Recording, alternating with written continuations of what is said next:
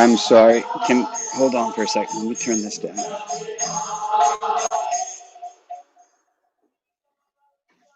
Hare Krishna. Can everybody hear me okay? I need some confirmation. Hari Bol? Haribo, Oh, Haribo. all right. I am heard. Hare Krishna. I miss you all so very much. Just yesterday, I had the good grace of going to the temple to pick up some books for distribution, which is a wonderful service that I was allowed to participate in out west here. And I visited the temple, of course, and Gagan and Muktavanya came out and gave me big bags of prasad. And I tell you, it's been so long uh, to be at the temple, and I do not have a devotee family, so to speak. My son is clear across the nation, and my wife has better things to do, and so I'm sort of, I don't get any association in that way. And for those few moments that I had the association of those two prabhus, as well as uh, Ranga Devi Dasi and Chaitanya Ras and the children. I went away driving with, uh, I actually felt totally different than I had felt all week. And it wasn't a mental thing, it was actually in the heart. Um, I felt lighthearted and almost as if I had been um, let up from underneath water from holding my breath. So it was very special, and I can't wait to see everyone again, um, and to be at the temple and to be have sadhu sangha, which is so very important. We don't even understand. We don't even realize how important it is. We think that unless we have some great grave conversation or sublime conversation or even a wonderful kirtan, rip roaring kirtan or something, that it's not worth going. But it's even just for a moment's association with another soul who has made a decision in this life to dedicate themselves to Krishna, whether it be someone living outside the temple or within the temple. Um, Of course, we all know that that does not matter, but that in this great big world of billions of people, there are only a few who either purely, very few who purely are always thinking of Krishna, and then those who long to always think of Krishna because they uh, either being reminded by the devotees or reading Shastra or listening to Prabhupada singing Jaya Radha Madhava, um, we all feel our hearts become enlightened. Lighten, it becomes light. They say, uh, what's that saying? How can angels fly?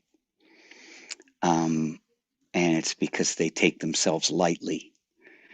So it's Prabhupada always said that the sign of a Krishna conscious man is that or soul, is that they are always jolly. They are always overjoyed. And that if we are looking for a symptom to test within ourselves, and that's what this lecture is about, if we are looking for a symptom to test within ourselves, whether we are actually hooked up,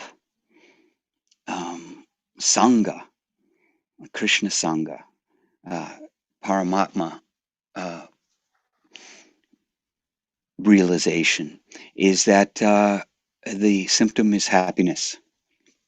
That if we find ourselves troubled, um, not in the type of trouble like, I have to do the service, what's the best way of doing it, but troubled in the sense of anxiety, If one notices in Prabhupada's purports, constantly he's mentioning that uh, when we um, develop our Krishna consciousness, when we develop nishta, steadiness, and suchi,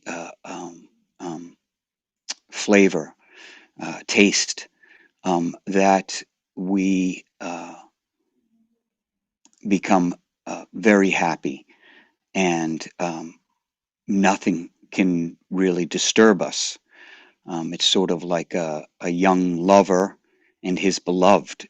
It's almost a natural thing, Prabhupada said in a purport in the Bhagavad Gita, and I can't remember exactly what verse it was, but it always struck me is that a devotee should feel for Krishna like a young girl feels her feelings for a young boy when they have that spontaneous, um,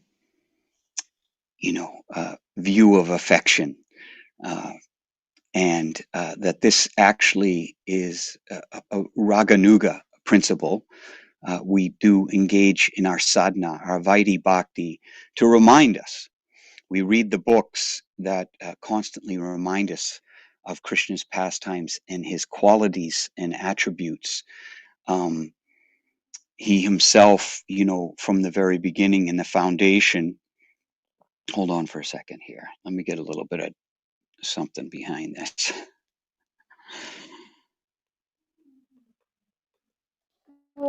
There we go. This helps me. Um, Hold on, I'm looking up something here. As soon as my computer fires up here. Okay, so it's in the nutshell verses. Um, Krishna says, I am the source of all spiritual and material worlds. Everything emanates from me. The wise who perfectly know this engage in my devotional service and worship me with all their hearts. And what's important here is that Krishna says they worship me with all their hearts. And we can find ourselves, we have made a vow, or we make a promise to ourselves to show up to the temple, or we've made a vow or a promise to ourselves that we will chant Krishna's names, a promise to ourselves or a vow that we will read Prabhupada's books and try to understand Krishna and understand Krishna consciousness. But in actuality, it all comes down to the simple, spontaneous leap of affection. That once you sort of accept that Krishna is the fountainhead and the source of material and spiritual worlds, but everything around us, the qualities, the beauty, the power, the opulence, knowledge itself. When science discovers something about material nature, we have to understand that we discover. That means we're uncovering it. So all that knowledge, the chit, we have sat, which is the world in which we live, this existence, this here and nowness. And then we have chit, the knowledge.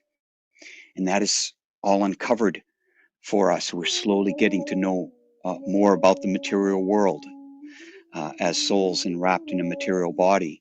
But there's also the chit of understanding Krishna's divine presence within everything, that in this divine order, in the beauty, in the drama of life, in the horror, in the violence, in the um, wonder, in the selfishness, in the selflessness. Krishna goes on to mention all these qualities, that he is the source of all these, and that when we understand that Krishna is there at every moment with us, whether we're outside walking in nature or have our nose within between the pages, um, that when we accept that there's no separation between us and Krishna, and at all times he's trying to remind us of himself, then we are giving on the stage of Sat and Chit, Ananda, bliss, happiness, and to remember that happiness and to accept the dualities of this world, heat and cold, happiness, distress, fame, infamy, um, to be equipoised with these things, life, what life has to give us on the physical platform, understanding that these things that come at us are not only our karma, but as devotees who are chanting, we have a personal relationship with Krishna, and that he is actually arranging our karma. Um, he's buffered a great deal of it. He protects us, but he allows us to learn.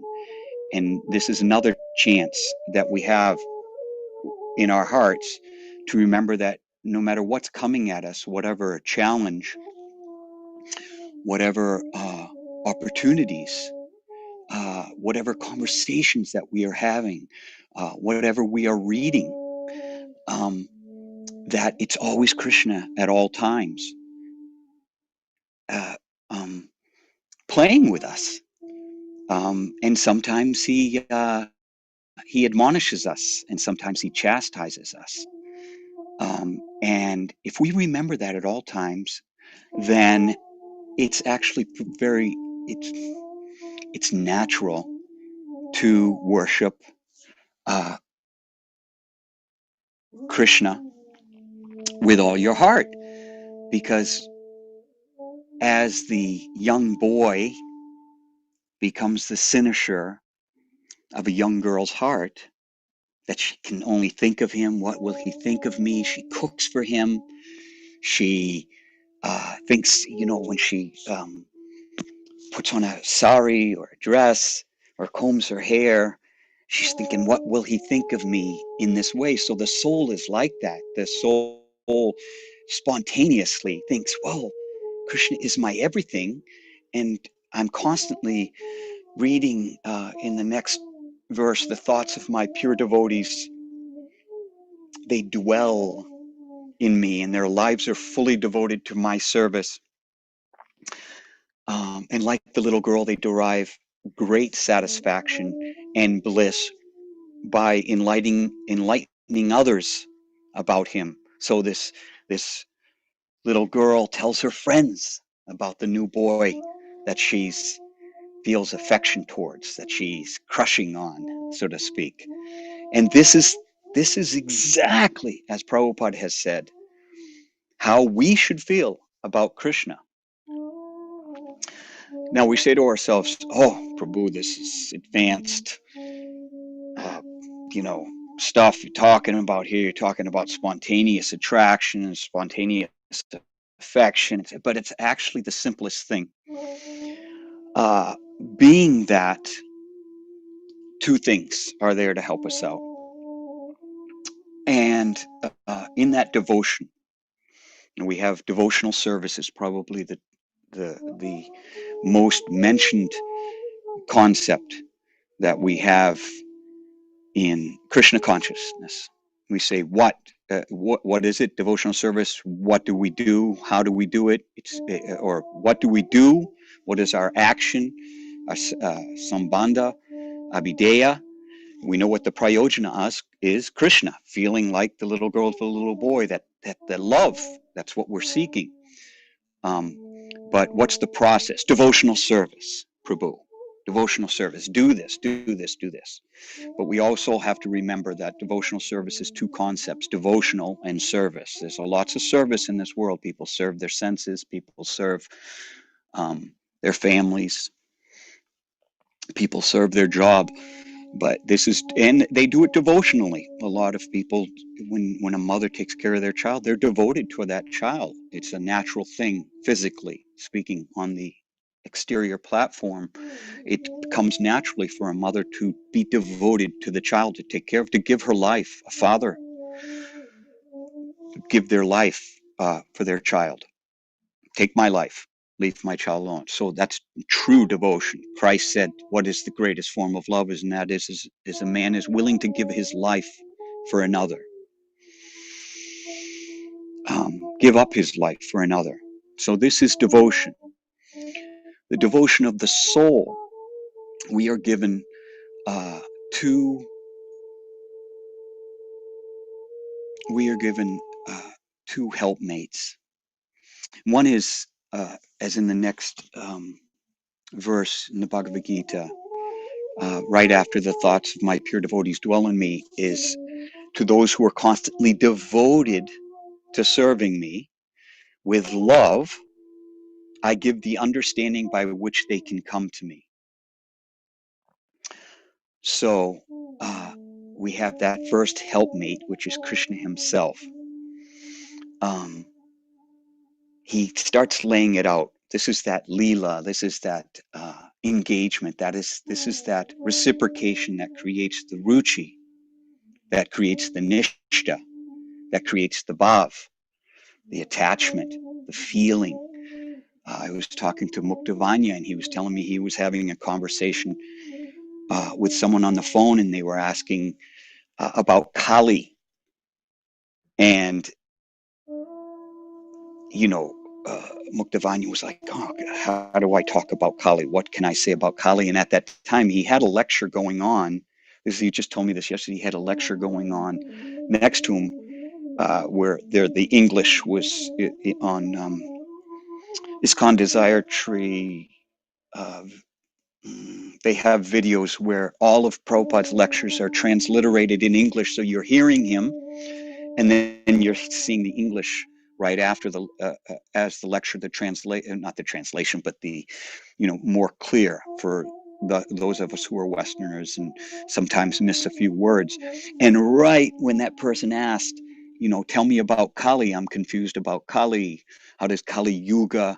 How does Kali fit in with Kali Yuga? How does Kali fit in with my life? Who is Kali? What is the purpose of Kali time or Kali quarrel and hypocrisy? And right at that moment, he looks over, and Prabhupada started talking about Kali directly, goddess Kali. And so you have these things, and I'm sure all of us have had numerous, especially when we're engaged in devotional service, and we're not troubled by the future or disturbed by the past, but engaged devotionally. That means here and now. When we pray, when we think of devotion, we think of prayer, devotion. If you're sitting here and you're praying from your heart, your mind won't be somewhere else. But if you're praying from your mind, your heart can be somewhere else. And that's why it's very important that we understand that our service is devotional in nature. If we are doing the pots and pans in the kitchen begrudgingly because someone had to tell us to do it, or if we are doing a service begrudgingly, then our heart's not in it. So it's not devotional service. Nor will you ever find someone who truly has affection for somebody else to begrudgingly give them a gift, or to begrudgingly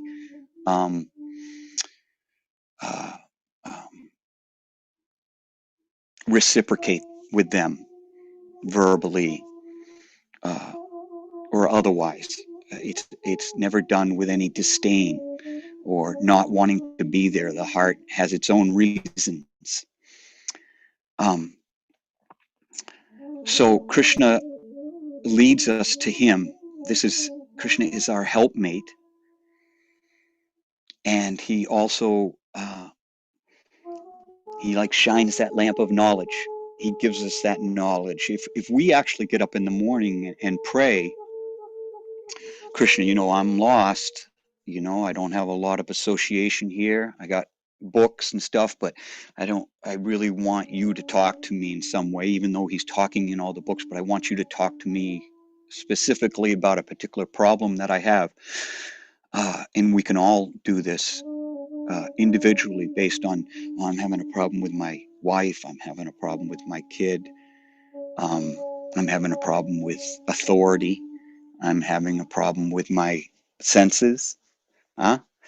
And if we sincerely pray, Krishna will reciprocate and he will, and you can serendipitously, that's what Muktavanya and I were talking about, how Krishna reveals himself serendipitously. That, like in Krishna Lila, he will appear out of the bowers, unseen, um, come and go at will, break a heart, heal a heart. This is all according to his will. Uh, Bhaktisiddhanta Saraswati called him the transcendental autocrat. And an autocrat is like a dictator. It means he has absolute power to do anything he wants, when he wants, and to whom he wants. So, of course, Krishna says, those who are dedicated to me, I show them special mercy. And we might think, oh, is Krishna listening? But Krishna says in the Gita, we've already accepted, what, 50, 60, 70, 80, 90% of what we read in the Gita, we read it and we say, yes, that's true, that's true. Certain things hold, if we accepted 100%, we'd be pure devotees, but there's always something being held back. One of the things that we hold back on is, Krishna says to show them special mercy, I dwelling in their hearts, Paramatma. No, uh, um, I know what you're thinking, because from me comes remembrance, knowledge, and forgetfulness. Smriti, jnanam, upahanam cha, and forgetfulness. So if you are angry at somebody, another devotee, or even another non-devotee, or so-called non-devotee, actually, all follow my path in all respects, dear Arjun. But if we realize that when we feel troubled, as I mentioned before, one good sign that we're not on the right track is that we're troubled. We're troubled because we have forgotten Krishna. Somehow we have not, we're not in contact with Krishna, and it's usually because our day has become very hectic and our mind has run away. Okay, so that little lover in our heart is now being forgetful. Her attention has turned elsewhere, and Krishna does not abide by that type of attention, and so he allows you to forget him. He allows you to forget him. But when you want to remember him, and when you want to have knowledge of him, because Gyan informs bhakti, when you want to love someone, bhakti, when you want to develop affection and ras, you get to know them. You get to know about them. You get to know what makes them smile, what makes them laugh, what they look like when they smile. It's all in Krishna Lila. It's all in the Goswami's books. You can read so much about Krishna and the little things he does, and you'll remember these things. And by remembering these things, you remember how wonderful Krishna is, how beautiful Krishna is. And maybe we're not on that level. Maybe we're not like just going around with our eyes closed and we're in samadhi and we're thinking, oh, he's beautiful with the bimba fruit lips and the eyes that are elongated and curled up, and the mother put the cudgel on the corners and he looks out of this corner of his eyes and he breaks your heart. It's like throwing a dagger and it goes into you and you're finished. Maybe we're not like that. Maybe we just see some beauty in the world.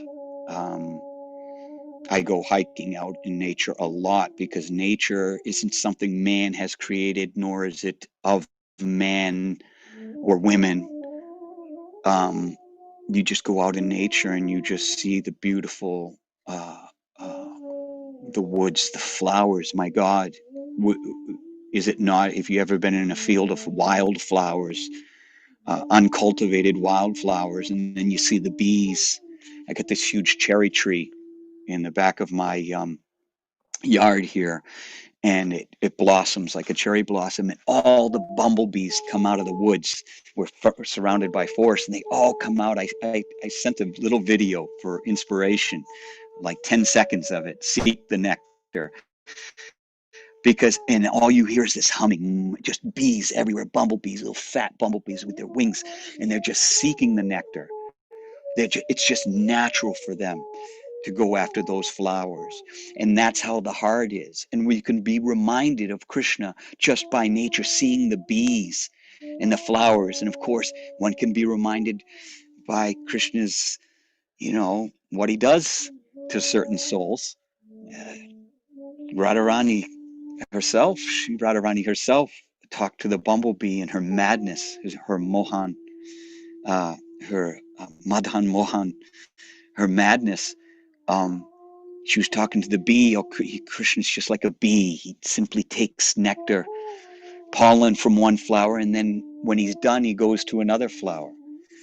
So, you see that and you see the bees doing that, and you read it, and there's Krishna right there. And this is that, uh, Krishna has not only allowed you to see this and to remember him by this, but he also has given you the eyes to see this. Based on your desire to know him, he has made it possible for you to be there while the bee flies into the flower, for you to see the beauty of the flower, to see that this isn't a matter of chance, but this is a representation of Krishna's beauty. You know, Krishna's skin is likened to the feeling of a lotus flower petal. Okay, so most flowers have that same silky feeling, you know. So you remember these things. You can go out in nature and find all those dozens and hundreds and thousands of things that will remind you of Krishna. And if you're of a scientific bend, you can say, I got these eyes. Here matter has formed itself in some way to perceive itself. Of course, we are the soul within, and we are seeing what our eyes are seeing. We are conscious of these things. Who's conscious? Who's aware of what I'm seeing? Who's saying, I am seeing this now? But that medium between the beautiful flower that reminds us of Krishna is the eye, which is a miracle in itself. Little cockroaches have eyes, the antennas that sense perception. This is a miracle that should also remind us of Krishna. I am seated in everyone's heart, and from me come remembrance, knowledge, and forgetfulness. So that knowledge, so we're reminded by Krishna, by beauty, and then knowledge of understanding material nature itself should devastate us. Krishna says, I'm the source of all material and spiritual worlds. So that material world itself, it's not like the material world's the devil, but that the material world is a reflection and to remind us of the wonder that is Krishna. And by being reminded, you get what Christ said, no one enters heaven unless he becomes like unto a child. And if we can all remember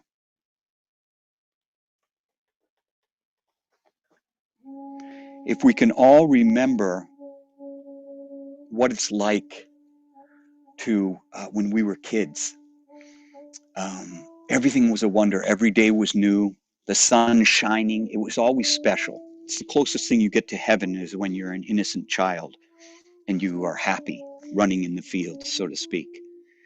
I had no truck, or I had no contrariness regarding Krishna being a cowherd boy running in the fields and having fun all day with the cowherd boys, because I was not blessed enough to be born in India or Vrindavan or Mayapur, and not blessed to be born in a devotee family, which I hope in my next life I will be, so I have a running start.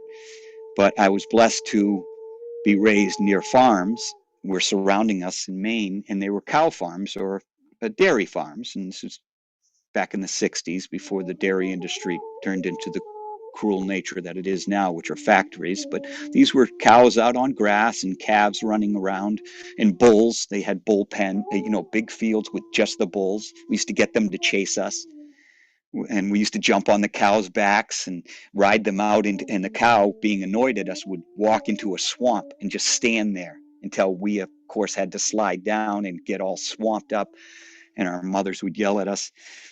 But I had no problem whatsoever with Krishna uh, being that. That's what God does for a living, so to speak. And of course, when you're little boys, you have the girls, girls in the neighborhood. We had dozens of young kids because it was a neighborhood surrounding farms, and we all used to get together and fly kites and stuff. So it was wonderful. And so that sort of innocence that we have when we're kids is the innocence we have to regain. I wish I could throw some verses at you right now.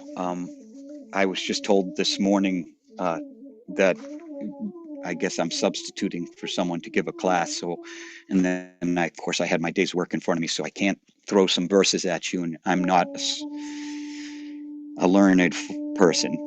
So, so we understand that Krishna is there in the beauty of the world, the wonder of the world, the wonder of just even the body that we're in should always remind us this is amazing. You got these joints and the skeleton, and I think a thought and it sends, this is all just complete. We had nothing to do with this. That should always remind us of Krishna. And by always being reminded of Krishna, whether it be being reminded of Krishna because you go to the temple and you walk up those metal stairs and you stare in through the window these days, and I see the Radha Gopi Vallabha, and they're beautiful. But you know what I really see is I see the garlands, and I see the dress, and I see the food offering, and I see the pujari, and I see that there are so many other wonderful devotees doing beautiful things for Krishna in their heart. And that also reminds me of Krishna, more so than Radha Gopi Vallabha. It's obvious, Radha Gopi Vallabha, there they are. But what really reminds me of my own personal, for me personally, and for others, I think, is that we see the love and the devotion that the devotees have for Krishna and Radha and Jagannath and Baladev and Subhadra and Gora and Nitai. We see that love. We see the symbol, the effort, and it reminds us of things that we have done or will do or want to do. And then Krishna reciprocates by arranging. I remember many, many years ago, back in the 1980s, I was on the road for 10 years. And we were just doing. And lived in a van basically out of New Vrindavan, traveling back and forth across the country. I forget what I was even going to get at here. I was just shooting back there. Oh, yeah. And when you're full, and we were forced to be fully engaged, even though my heart wasn't there because I just knew that the other devotees that I was with, I was traveling with Chandramali Maharaj. He wasn't Maharaj then, he was just Chandramali Das. So we got to treat him any way we wanted to.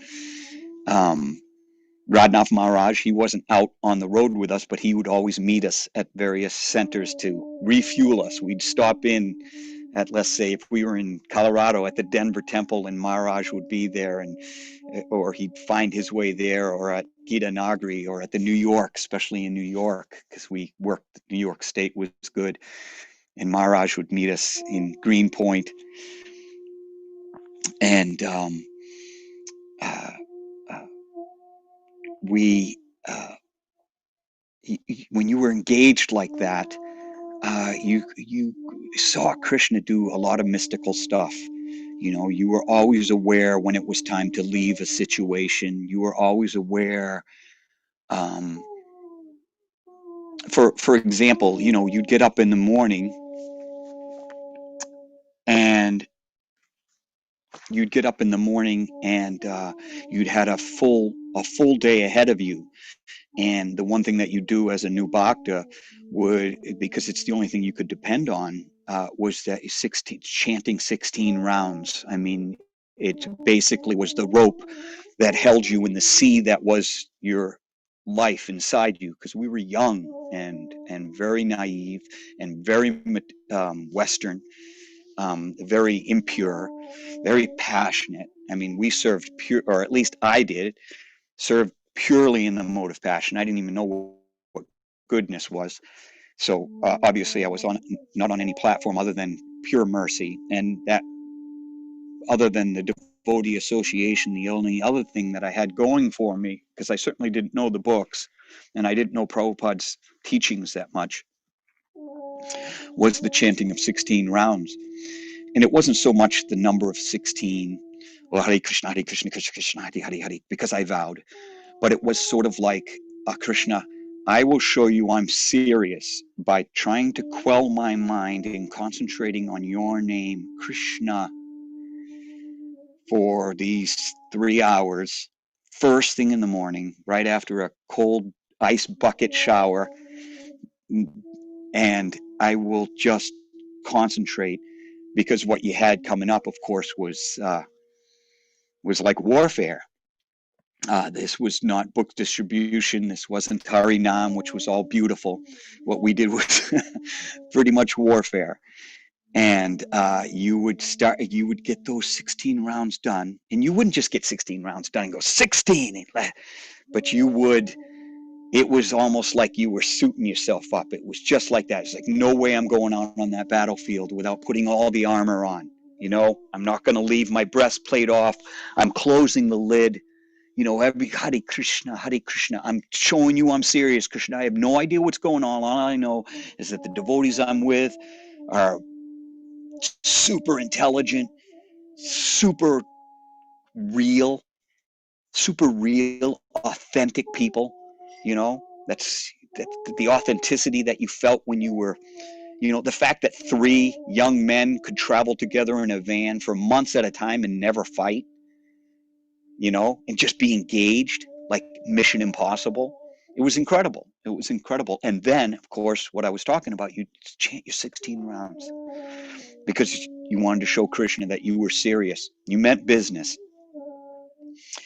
And then it was like you had a full suit of armor and you went out there and there was this bubble around you no matter what you were doing, whether you were in the malls or at huge events, concerts, whatever. You did your work. You did your Lakshmi rescue, which is what we were, Lakshmi rescue, rescuing the money from the hands of the karmis and bringing it back to Krishna so that we could build New Vrindavan. And you'd find yourself at the end of the day back in the van, at the end of the day having your final meal, settling down for the night, as if the day never happened, as if you weren't the doer. Not as if you weren't the doer, knowing full well that you left in the morning. You know, you put your bead bag down, you put your bag full of, 50 pounds worth of hats or whatever it was that you were, Lakshmi rescuing, using to, the arrows out of your quiver. And you'd come back to the van at the end of 10 hours of heavy duty work, and it was like nothing had ever happened. That's why Prabhupada says, or it says, there's no material impediment to devotional service. Prabhupada came over in his 70s, and look what he did. That was Krishna arranging, that was Krishna reciprocating with him at every moment. It's incredible, the amount of books that he wrote. If anybody has ever settled down over a blank piece of paper, even if you had books around you to work from, you try writing like that, and start a whole movement with 108 centers and travel all over the world and never say or do a wrong thing at any time. You're surrounded by devotees who are depending upon you, and you never make a. So Krishna was the doer through Prabhupada, and Krishna was the doer. You felt it when you're engaged fully in devotional service. Krishna gives you the knowledge to go to the right place at the right time. He gives you the knowledge to say the right thing, or something so blatant that it's sort of Krishna winking at you, like when Muktavanya said, the person said, I need to know about Kali, and Muktavanya for a moment said, Kali, like he did, and then he looks over and Prabhupada was talking about Kali directly at that moment. It had just appeared. So of course, with all of us, this happens. And with all of us, we should always try to remember that. Say, I'm going to remember that when Krishna reciprocated me in that way, in that spontaneous instance. And then we reciprocate with Krishna spontaneously back by praying in the morning that we always remember him, whether we are dealing with devotees, whether we are dealing with life's troubles. I mean, I have to be honest with you. I know somebody who has lost everything. His business is bankrupt. His wife divorced him.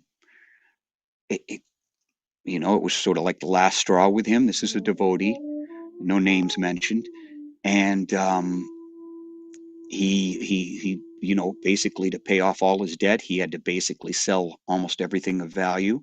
He has nothing, and he told me he's the happiest he's ever been in his life, because now he has nothing to think about but Krishna. And he had all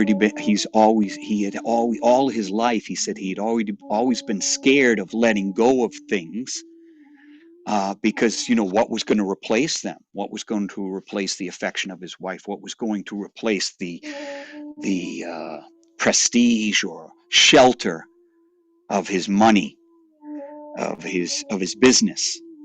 What was going to give him a mission other than to maintain his griha? And then when Krishna just said, I'm taking it. I'm not only the butter thief, but I'm also going to steal away everything that you depended upon, so that all you have is me. Nishkinchana, I have nothing. Queen Kunti says, no one who trusts or takes shelter in their beauty, in wealth, in their intelligence, in their upbringing,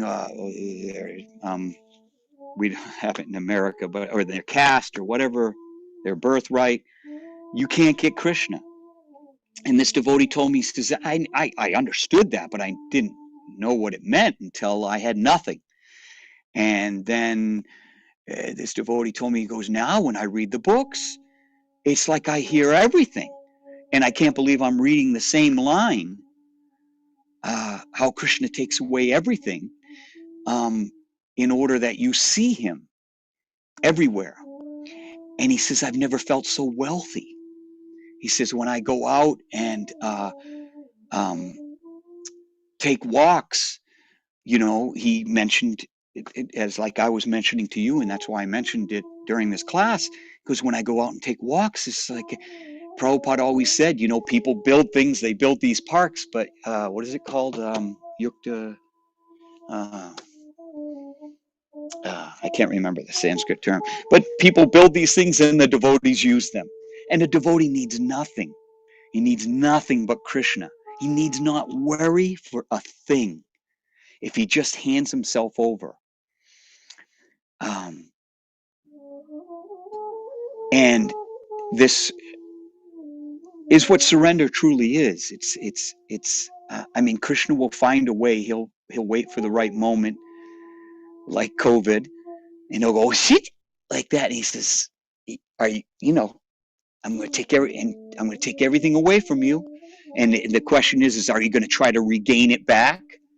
Are you going to lament, or are you going to remember everything that you've ever read or heard or known about Krishna consciousness? And that everything is one-pointed determination, devotion, and love for Krishna, like the little girl for the boy. That you've come to know enough about Krishna, his attributes, his qualities, the way in which he reciprocates with you when you're paying attention, that you push aside this world and you just give yourself wholly to Krishna. And you never need to worry or be anxious about a thing. Vaikunta, without kunta, anxiety, without anxiety. So that Vaikunta is here and now if one is surrendered, one-pointed, like Dronacharya had Arjun, Bhima, Sahadev, Duryodhana, etc. He was teaching them to shoot. They had like a stuffed bird in a tree, way up in a tree, and a little black eye, way up. And you had to shoot the eye of the bird. And you would ask each one of the warriors in training, young men, what do you see? And Yudhisthira, and I'll just cover a couple of them, but Yudhisthira got up there and Dronacharya asked, what do you see? And can you see this? Can you see the bow stretched? I see. So he's looking down that line, huh? And he says, I see the tree. I see the branches. I see the bird. I see the eye of the bird. And Drona said, shoot. And he shoots, and he missed the eye of the bird. Missed the bird completely. Then he asked Bhima to get up there. And Bhima had the bow stretched. And Drona said, what do you see? And Bhima says, I see the branch, I see the bird, I see the eye of the bird. And Drona said, shoot. And he almost hit the bird, but he missed as well. And this goes on in sort of a hierarchy of concentration, one-pointedness of determination. And then Arjun got up there. And he asked Arjun, string your bow, mount your arrow, what do you see? And Arjun said, I see the eye of the bird. And Drona said, do you see anything else? Tell me what else you see. And he said, I see the eye of the bird. So, this is that one-pointed determination. Those who are Vyasvasyatmika Buddhir Ekahakaru Nandana. Those who are, that's the second chapter, those who are on this path are resolute in purpose, and their aim is one, the eye of the bird. Whereas those who are irresolute, the intelligence is many-branched, right? Their aim is one, and then their intelligence is those whose aim is not one, those who still put faith and shelter in the money they make, in the affection of the world, in the prestige, which, by the way, in French, prestige means a trick. So in English, prestige means, hey, look at me. But in French, actually, the etymology of the word means a magic trick. Prestige is the part of a magic trick. The prestige is when your attention is diverted and the trick is made. So prestige is actually a trick to take you away from what the magician, Krishna, is really up to. So that aim is one, and the intelligence is one, and the devotion is one. And like that little girl, Prabhupada said, who has natural, spontaneous affection for Krishna, for the young boy, similarly within our hearts, when our aim is one, when we are nishkinshna, when we no longer have um, uh, when we no longer have affection for this world in any way, shape, or form, um, then Krishna will come. And we don't, we worry to Krishna is you,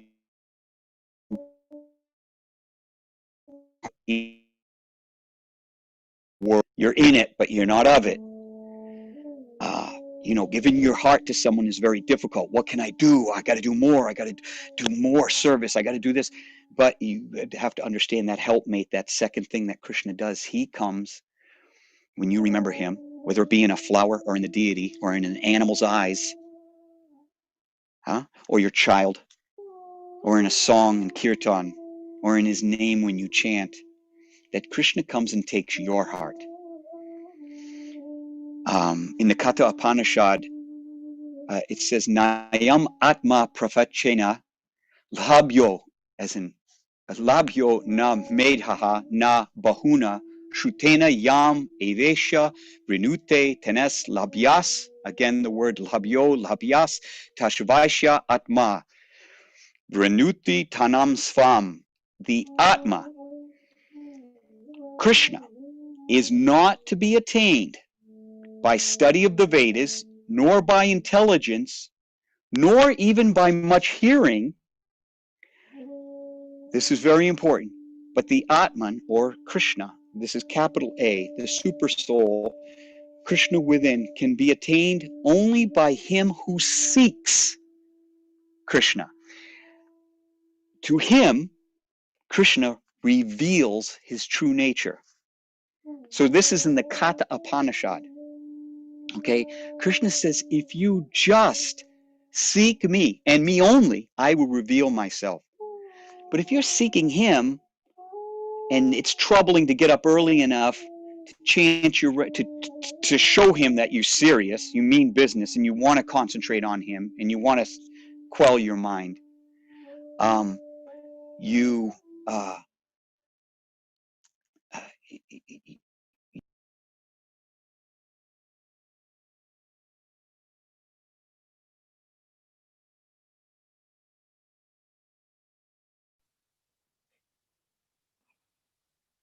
Hare Krishna. Yeah, I think Prabhuji got disconnected. It's 5:56. Let's wait for a few minutes.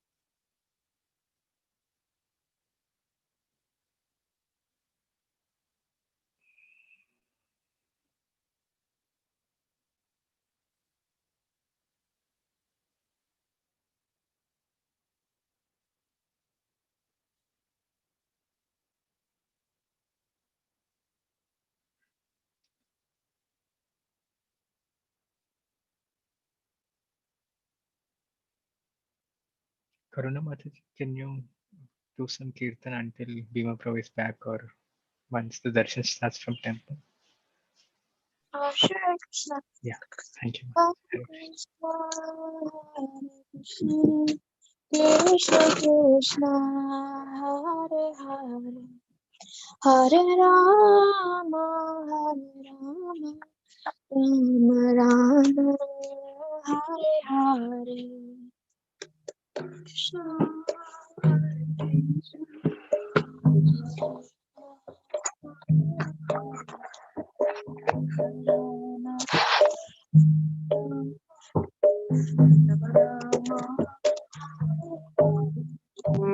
Hare Krishna, Krishna, Krishna Krishna,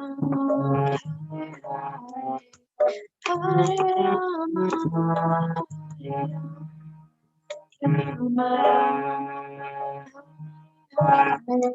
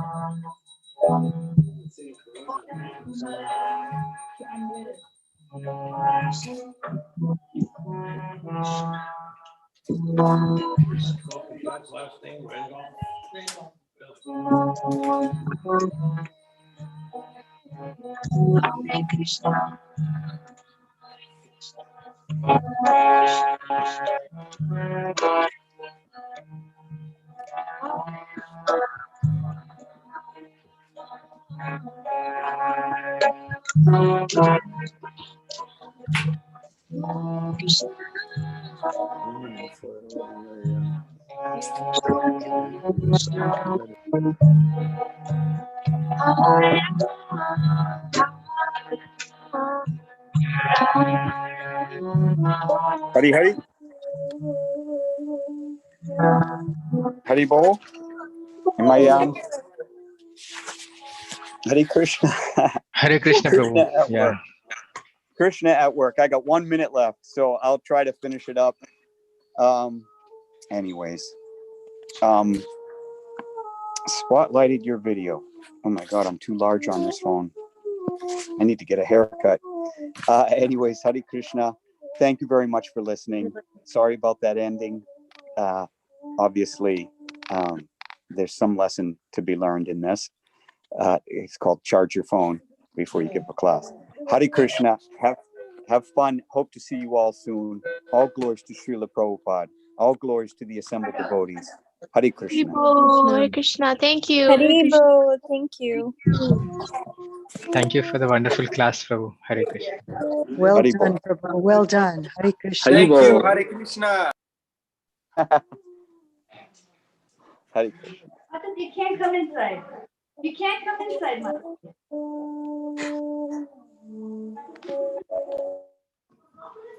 Okay, get your prashad. If you wait outside, they'll get it. Yeah. Why is she on the microphone? Yes, I'll send it. Just give me a second.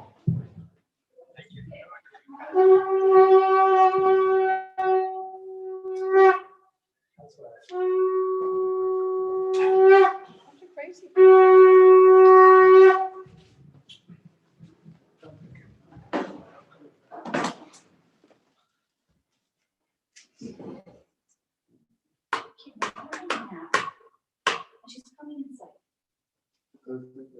She is. Take her phone number down and I'll send you the pictures.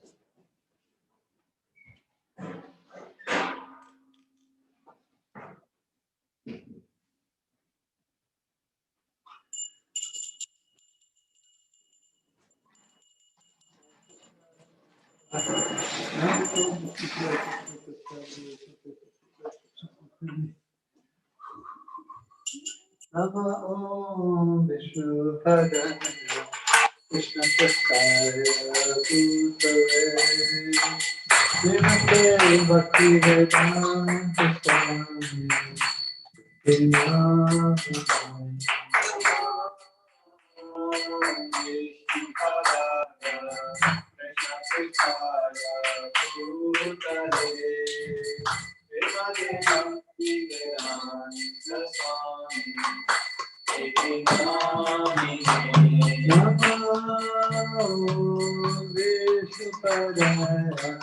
Krishna Prasthaya Bhutale Srimate Bhakti Vedanta Swami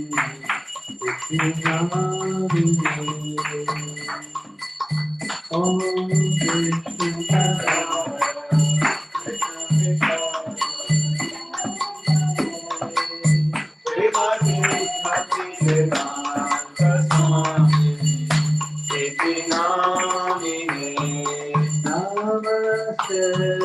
Saraswati Devi Gaurani Prachari Devi Nirvishesha Shunyavadi Pasatari Shatari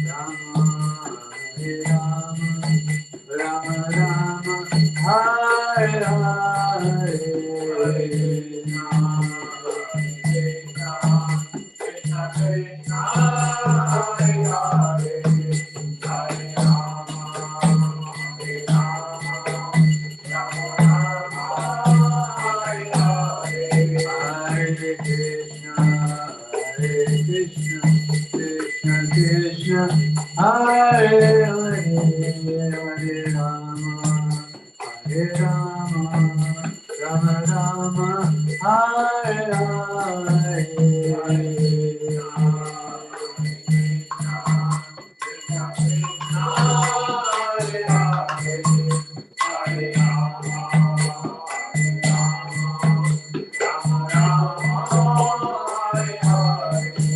Hare Krishna, Hare Krishna, Krishna Krishna, Hare Hare, Hare Rama, Hare Rama, Rama Rama, Hare Hare. Hare Krishna, Hare Krishna, Krishna Krishna, Hare Hare, Hare Rama, Hare Rama. Hare Krishna, Hare Krishna, Krishna Krishna, Hare Hare, Hare Rama, Hare Rama, Rama Rama, Hare Hare, Hare Krishna, Hare Krishna, Krishna Krishna, Hare Hare, Hare Rama, Hare Rama.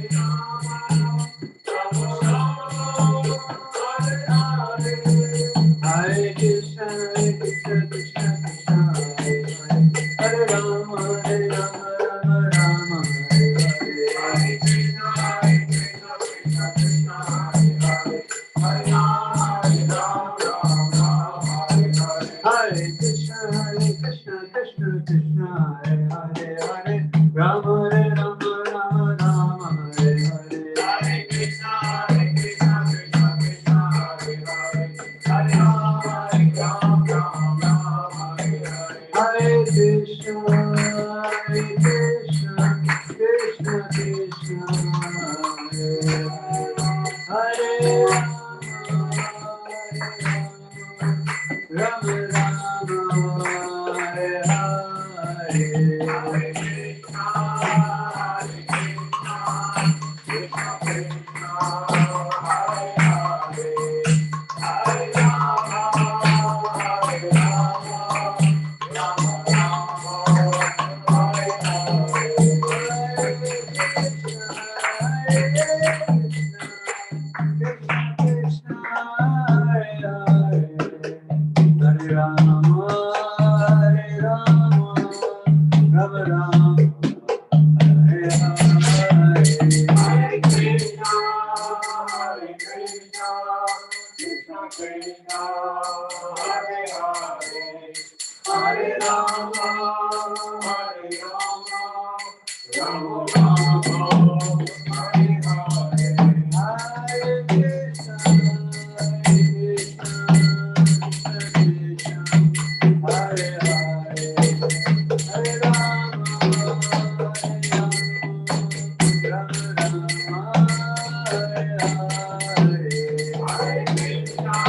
Hare Hare. Hare Krishna, Hare Krishna, Krishna Krishna, Hare Hare Krishna, Krishna Krishna, Hare Hare, Hare Rama,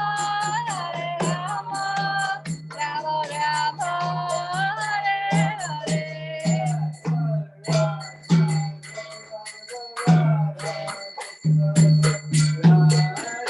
Jaya Jaya Gopi Gopi Gopi Gopi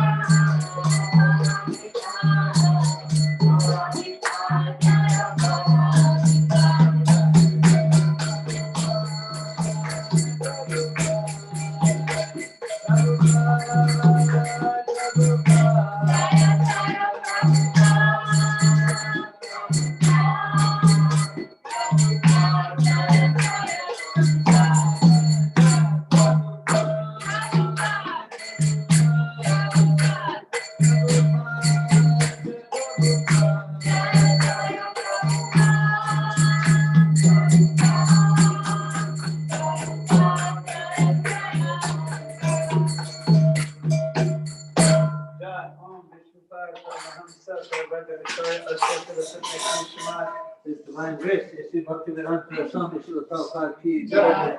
Om Vishnu Pada Paramahamsa Parivrajapacharya Astotara Satya Shri Srimad. His divine grace and bhakti, Siddhanta Saraswati Maharaj Srila Prabhupada ki jai. Ananta Koti Vaishnava Vrinda ki jai. Iskan Hamda Acharya Srila Prabhupada ki jai. Nam Acharya Srila Haridas Thakur ki jai. Prem Se Kaho Shri Krishna Chaitanya Prabhu Nityananda Shri Advaita Gadadhar Srivasadi Gaura Bhakta Vrinda ki jai. Shri Shri Radha Krishna Gopa Gopinath Shamakund Radha Kund Shri Govardhana ki jai. Shri Vrindavan Dham ki jai. Navadvitam ki jai. Gangamai ki jai. Chamunamai ki jai. Tulsi Devi ki jai. Bhakti Devi ki jai. Samavit Bhakta Vrinda ki jai.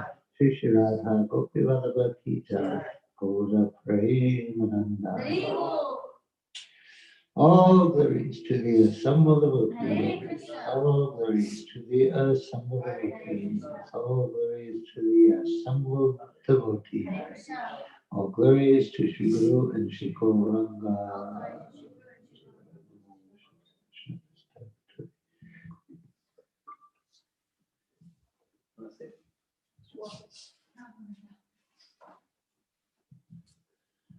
Namaste Narasimhaya.